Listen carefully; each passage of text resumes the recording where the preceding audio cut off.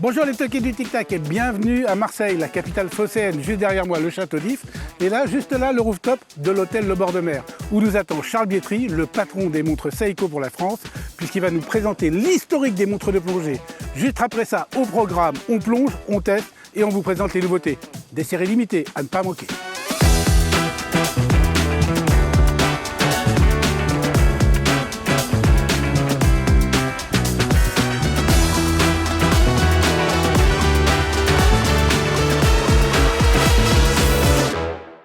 Et nous voilà sur le rooftop avec Charles qui va évidemment nous faire un exposé magistral de l'histoire des montres de plongée Seiko. Alors, j'ai pris des petites fiches. Toi, tu as tes notes, moi je vais faire du magistral. Oui, mais c'est pour ça. Donc je vais te faire le conducteur et toi, tu vas m'expliquer. Alors déjà, incroyable, toutes les premières en question de montres de plongée, c'est Seiko. Pour mémoire, déjà, première montre de plongée japonaise, la Diver Auto, 150 mètres. Déjà 150 mètres en 65 pour la 62 Mass et 150 mètres pour une première montre de plongée, c'était déjà un exploit. C'était un exploit, d'autant plus que Seiko avait bien la ferme intention d'aller rattraper le retard accumulé sur les montres de plongée.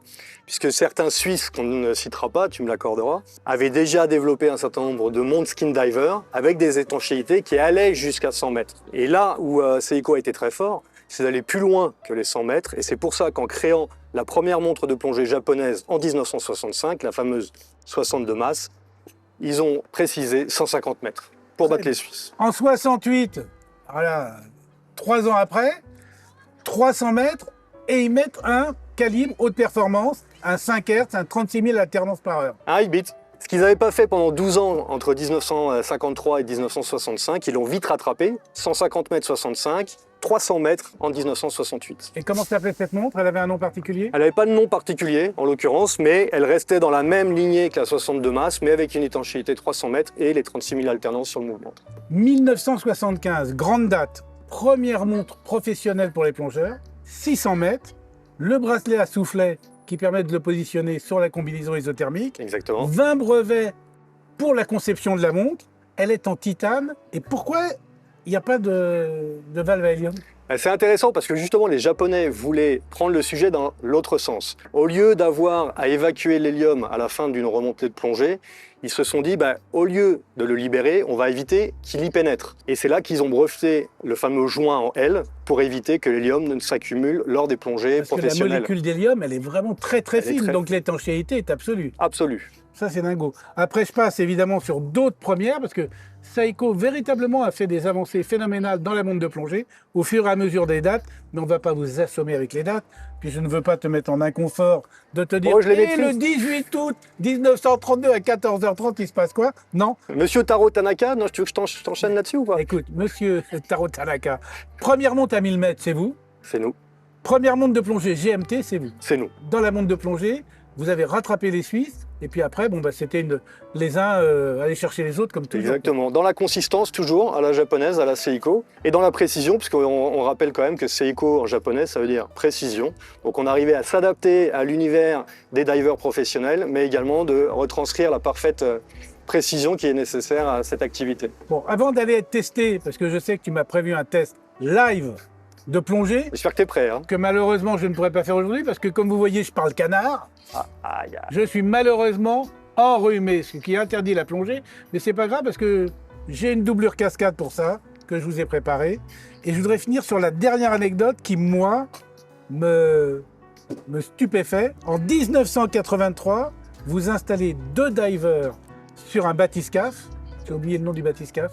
Jamstec. Le Jamstec. 2 divers étanches à 600 mètres et le bathyscaphe plonge à 1062 mètres et les montres remontent sans rien, aussi précises, pas d'eau dedans, étanchéité parfaite et tout.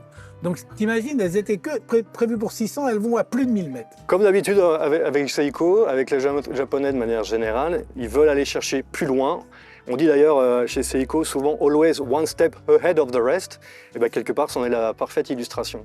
Bon, il y a une question que je me pose et que je suppose tout le monde se pose, puisque est très connue la collection Prospex chez Seiko. Mais Prospex, ce n'est pas que des montres de plongée. Alors comment s'intègrent les montres de plongée dans la collection Prospex? Donc les montres de plongée chez Prospex, déjà je vais redéfinir Prospex. Prospex, c'est un sigle qui ressemble à un X, mais en l'occurrence c'est la combinaison de 2 lettres. qui commence avec Professional, donc le P, et Specification, le S. Le P et le S s'entremêlent tous les deux pour former un X. Et au travers de ce X, en l'occurrence, on arrive à lire un peu toutes les lettres du mot prospects. Et chacun y trouvera un peu sa créativité. Moi, j'ai cherché ça, on me l'avait dit. Ouais. Le R est pas facile à voir. Le R est moins évident, je te l'accorde. Mais voilà un petit peu l'origine du terme prospects. Et le X fera un référentiel assez évident à l'extrême, l'expérience et... Un peu le professionnalisme. Exactement. Mais est-ce que toutes les montres prospects ne sont pas des montres de plongée? Mais est-ce que toutes les montres de plongée sont des montres prospects?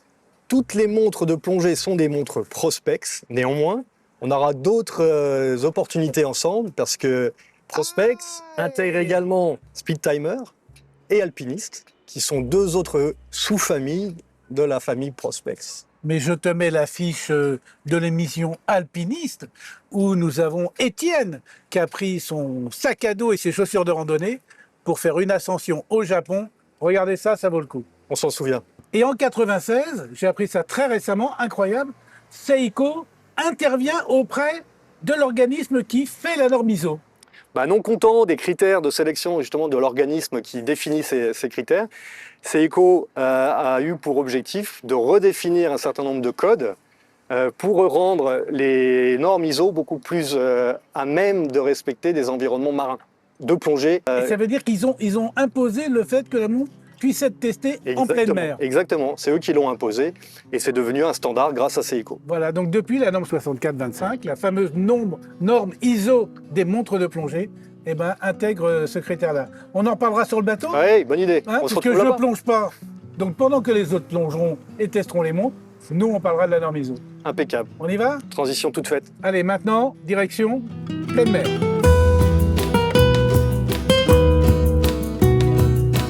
Bon, allez Charles, on arrive sur le bateau. C'est parti.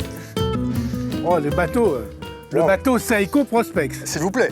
Des serviettes, 2 poufs, génial. Non, des coussins s'il te plaît Franck. Oui, c'est vrai, des Merci. coussins, combi, Myline, Et la doublure cascade. On est là. Et Olivier, évidemment, un collègue, un confrère, puisqu'il est rédacteur en chef quand même de Subaqua, qui est le magazine de la Fédération de plongée. Exactement. Donc là, vraiment, le capitaine, mon capitaine. Merci de nous accueillir Olivier. Autorisation de monter à bord, capitaine. Accordé, montez à bord, on vous attend. Alors on y va. T'es prêt? Olivier, tu m'ouvres la porte Avec du plaisir. château. Avec plaisir, Et la Franck. porte Seiko Prospects, vous remarquez que tout est formidable. Il y a même des bouteilles de plongée qui sont juste devant pour se casser la gueule. Donc c'est vraiment un vrai bateau de plongée. Larguez les amarres, suivez cette voiture. Ah non, c'est dans un autre film, ça. C'est un truc avec un taxi. Je me suis un peu... C'est pas l'homme qui prend la mer, c'est la mer qui prend l'homme. Ta-da! Et moi, elle m'a pris sur le bateau Seiko.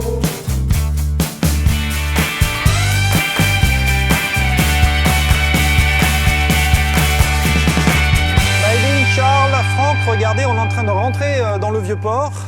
C'est magnifique, ça, c'est quoi? Oui, c'est la cathédrale de la Major qui est en train d'être restaurée. À gauche, c'est l'entrée dans ce que je vous disais tout à l'heure du port autonome, donc le port de commerce. Sur la droite, vous avez le palais du Pharo. Ouais. Magnifique. Alors, je ne sais plus exactement quand est-ce qu'il a été construit, mais c'est très À une joli. certaine date. Voilà, il y a quelques années en arrière. Ils ont relié le Fort Saint-Jean et le Mucem avec une passerelle. Donc, tu peux traverser à pied. Et c'est super joli. Alors, juste derrière, vous devinez Cosquer. Vous voyez le E et le R de Cosquer. Ouais. Donc, c'est la Villa Méditerranée qui accueille la reproduction de la grotte Cosquer. Elle a été découverte par un habitant de Cassis qui avait un club de plongée. Et on a reproduit, on le devine à travers les vitres, son club, un club de plongée des années 80 qui marque l'année, enfin la période, je crois que c'est 80, Où il a découvert 84, où il a découvert la grotte.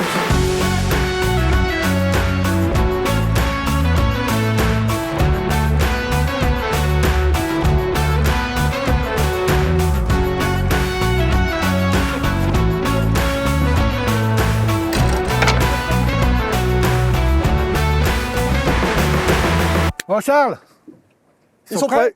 Ils sont prêts. Les montres sont Les sur les montres combis. sont sur les combis. Ajustement fait des boucles déployantes pour faire en sorte justement qu'elles s'adaptent bien à l'épaisseur des combis. C'est fait chez Meilin. Combien de millimètres on a de jeu pour mettre? Tu as 6 crans et chaque cran fait 2,5 mm. Ah donc ouais, tu donc peux aller tu jusqu'à peux- 1,5 cm du coup. Ah d'accord, ok, super. Sachant que les combis les plus épaisses font 7-8 mm. Ah ouais, d'accord, donc t'es tranquille. Bon allez, maintenant, réglage des lunettes. Alors comment on règle la lunette? Eh ben, je vais mettre le cran sur les minutes et ça va pouvoir me permettre de déterminer mon temps de Ton plongée. temps de plongée. Et même dans le cas où sans faire exprès, je tourne d'un cran. Ou tu tapes un rocher ou un truc comme ça. Mon temps sera forcément plus court, jamais plus long. Donc en termes de sécurité, on est bon. Un grand pas pour Méline et un petit pas pour la plongée. Et voilà, Voilà. elle est partie. Charles, io palmo. Grazie. Ça peut être sympa une pirouette pour la vidéo. Ouais. Allez. Tous les matins, Olivier, il mange un clown, donc il fait des pirouettes et des petits sauts périlleux comme ça avant de plonger. C'est sympa, non?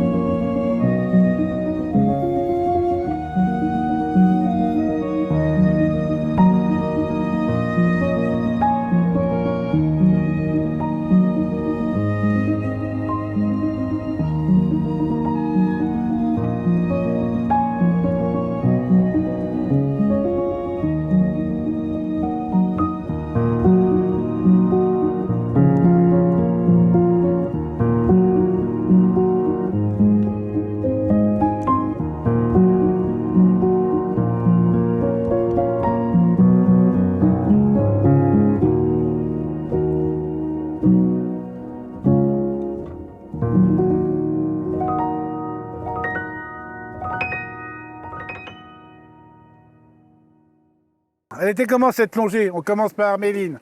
Super, top. T'as vu quoi au fond? J'ai vu des statues, Poséidon et l'octopus. Bon, et maintenant, la chose quand même extrêmement importante, la lisibilité des montres sous l'eau, dans une eau moyennement claire. Le cadran argenté. Bah, le cadran Silver Wave, parfait pour l'eau. On a vu le Lumi-Bright, super. La lunette, visible aussi. Visible aussi. Et toi, avec ton cadran bleu? Alors écoute, moi j'étais bluffé parce qu'effectivement il y a un cadran bleu, mais quand j'étais sous l'eau, je voyais des sortes de petites vagues. Ah, tu arrives à voir le relief du cadran sous l'eau. Ça, c'est pas mal. Vraiment stupéfiant. Charles, c'est pas mal, hein? Ah, c'est énorme. même. Oui, j'ai failli rentrer dans une statue tellement j'étais captivé par le fond là. Le mec captivé par la montre.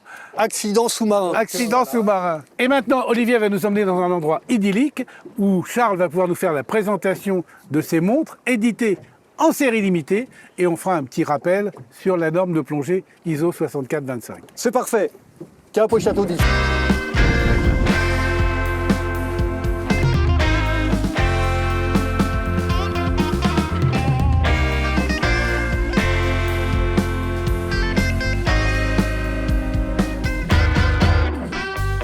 Oh mon bateau, tu es le plus beau des bateaux quand tu navigues sur les flots.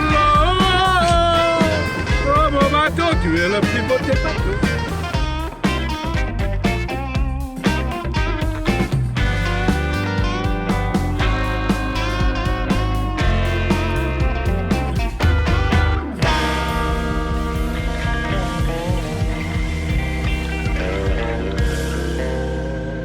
Et ben voilà, Charles, ça va être à toi de nous présenter ces deux magnifiques séries limitées, juste avec le château d'If comme décor. Là, on est parfait. C'est splendide. Alors on dit 2 séries limitées, mais en l'occurrence, il y en avait 3. On a démarré une série limitée par année. On s'en souvient, 65, 68 et 75.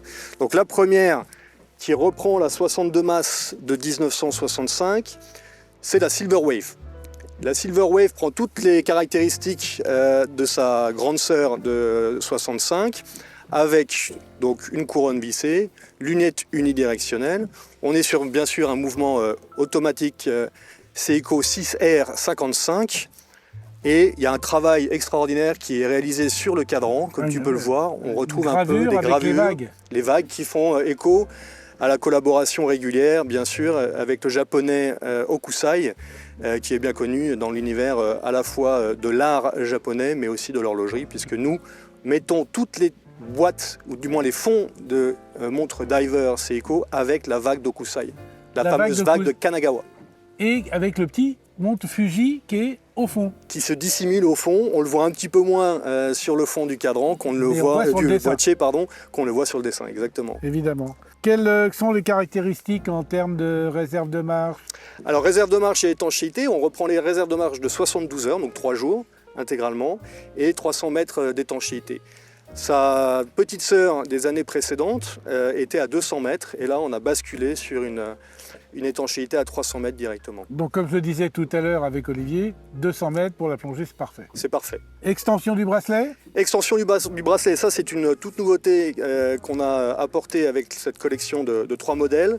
Tu as 6 crans, parce qu'on sait qu'avec la plongée, il peut y avoir des différentiels de température assez importants, ce qui fait que la combinaison de plongée soit se dilate, soit est en forte réduction. Donc il faut qu'on puisse ajuster, pour des questions de sécurité, la montre directement à la combinaison. Donc tu as 6 crans, chaque cran reprend 2,5 mm, donc tu as jusqu'à 1,5 cm d'ajustement sur chacun des modèles qu'on va vous présenter. Et puis la combinaison aussi, plus tu plonges profond, plus la pression écrase la combinaison, ce qui te demande aussi de faire un petit réglage. Exactement, les ajustements sont vraiment dans les deux sens. C'est tellement simple que je pense que tu peux même le faire sous l'eau. Et celle-ci alors? La principale différence, c'est que ici on est sur la boîte de 1968, qui était la première diver japonaise par Seiko, étanche à 300 mètres à l'époque. Donc on reprend cette caractéristique principale de l'étanchéité 300 mètres et on retrouve la spécificité également de la couronne à 4 heures et non plus à 3 heures comme on l'avait sur la Silver Wave. Et pourquoi ils l'ont positionnée à 4 heures? Alors ils la positionnent à 4 heures pour un souci essentiel de confort en plongée, pour éviter effectivement que la couronne vienne taper sur le haut du poignet.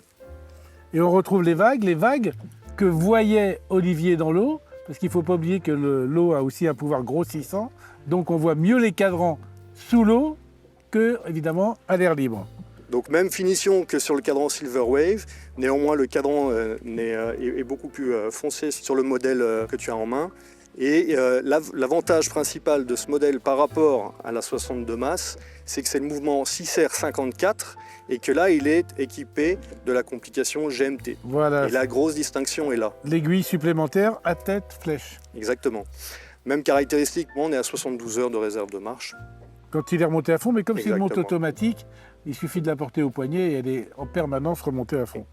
Il y a simplement un cran supplémentaire pour régler le GMT. Exactement, très facile à manipuler et à mettre... Ce que je suis en train de faire immédiatement et avec une facilité déconcertante. Donc le point de distinction également entre les deux au niveau de la lunette, c'est que celle-ci c'est une lunette céramique, donc pareil, on rehausse le degré de finition de cette version 1968, repensée avec la céramique sur la lunette. On ne me dit pas les prix chez moi, tu le sais bien? Il paraît, j'ai appris ça récemment. Eh oui, parce que tous les prix de ces montres, évidemment, vous les aurez dans l'excellent article fait par la douce et somptueuse Chloé sur mywatch.fr. Grosse différence de prix entre les deux ou pas? Non, pas grosse. On reste... Parce que tu peux donner la différence de prix sans donner le prix. Alors il faut que je calcule rapidement un pourcentage, je dirais entre 15 et 20% entre le vraiment 6R54 GMT et c'est vraiment pas beaucoup pour avoir un GMT. Exactement, c'est la principale force de Seiko, c'est d'être extrêmement bien placé sur ce rapport qualité-prix. Et en épaisseur, elle prend un peu puisqu'on a elle est à 13 mm. Et celle-ci?